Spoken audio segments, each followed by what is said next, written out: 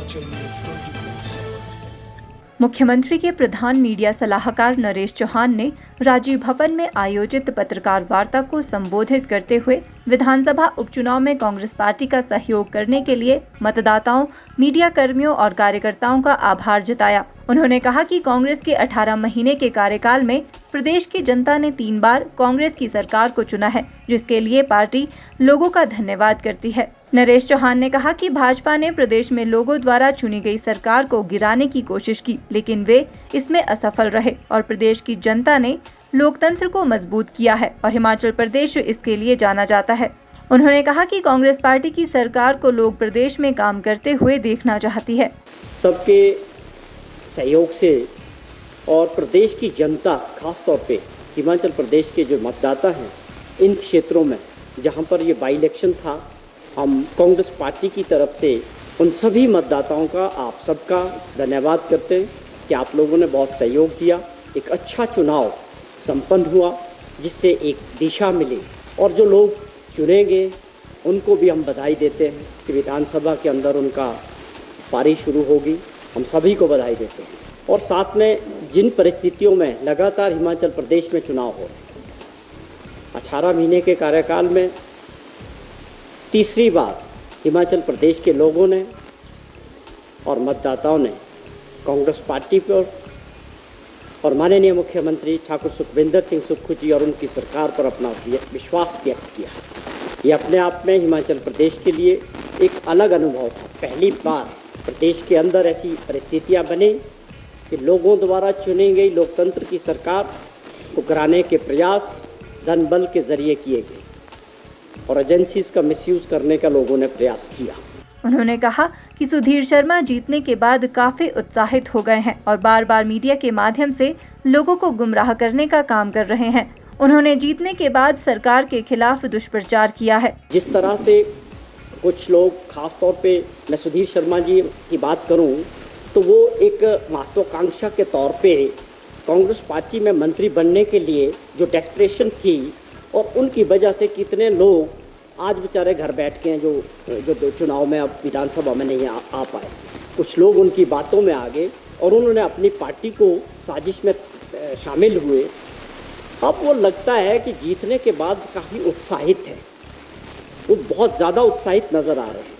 बार बार media में आके बहुत सारी चीज़ें फेंकने की कोशिश कर रहे हैं सरकार के खिलाफ। उसका क्या आधार है, उसमें कितनी सच्चाई है, वो नहीं है। केवल एक माहौल बनाने का प्रयास उन्होंने पिछले दिनों किया।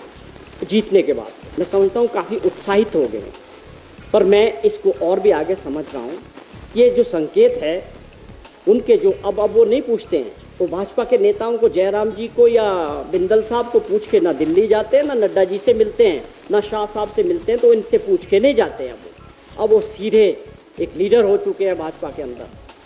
मैं एक संकेत दे रहा हूँ, अगर वो समझदार होंगे तो समझ जाएंगे कि उनकी मंशा जो कांग्रेस पार्टी में पूरे जीवन भर रहे, उनके पिता ने कांग्रेस पार्टी को कहाँ से पूरा अपना संघर्ष जो है कांग्रेस के साथ लगाया, कांग्रेस के साथ किया, उसके बाद जो व्यक्ति कांग्रेस पार्टी को छोड़ सकते हैं, तो भाजपा वालों को भी मुझे लगता है कि अपने घर को समझने की ज़रूरत है कि इनकी अब आगे क्या महत्वाकांक्षा होने वाली है।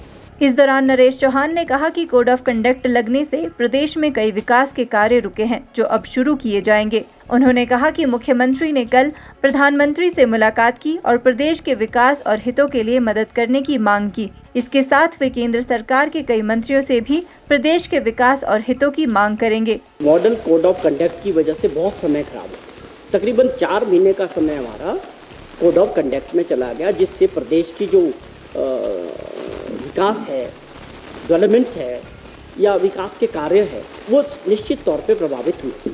अब इन चीज़ों से जैसे ही मुख्यमंत्री बाहर निकले, फारिग हुए, कोड ऑफ कंडक्ट ख़त्म हुआ, रिजल्ट्स आए हैं, उस दिल्ली गए हैं। माननीय प्रधानमंत्री जी देश के तीसरी बार जब ओथ लिए तो एक उनसे भी मिलना था, एक कर्ची कॉल भी थी, लेकिन उससे ऊपर प्रदेश के हितों को लेके प्रधानमंत्री जी से मिले हैं। कल मुलाकात माननीय मुख्यमंत्री जी की हुई और साफ तौर पे जो है प्रदेश हित से जुड़े हुए मुद्दे और आप समझें कि जो प्रदेश की आर्थिक स्थिति है उसको लेके माननीय मुख्यमंत्री जी ने प्रधानमंत्री जी के सामने सारी बातें रखी हैं। कि हमें विकास की दृष्टि से हिमाचल प्रदेश के कुछ ऐसे काम हैं, ऐसी मदद है जो होने चाहिए। वो अच्छा उनको उसके लिए प्रधानमंत्री जी से आश्वासन मिला है, बड़ा पॉजिटिव मीटिंग रही है और उनको उम्मीद है, हम सबको भी इस बात की उम्मीद है, हिमाचल प्रदेश की जो मदद है वो भारत सरकार से होनी चाहिए। उसमें कुछ ऐसे भी मुद्दे हैं जो हमारे राइट्स भी बनते हैं, तो इन चीज़ों को लेके और मंत्रालयों में भी वो लगातार मिल रहे हैं। उन्होंने कहा कि विपक्ष को प्रदेश सरकार के खिलाफ गलत दुष्प्रचार करने की बजाय अपनी एक सकारात्मक भूमिका निभानी चाहिए। हिमाचल न्यूज़ 24/7 के लिए शिमला से सपना शर्मा की रिपोर्ट।